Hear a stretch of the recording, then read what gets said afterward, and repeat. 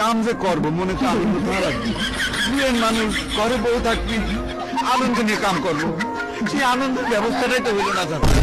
হিসাব বোঝো না, দুধু খাও।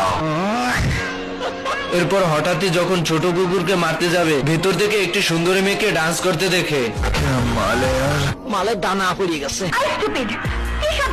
এরপর কুকুরের তো মেয়েটির রূপ দেখে মাথা ঠিক থাকে না। কাস্টম মানা রে।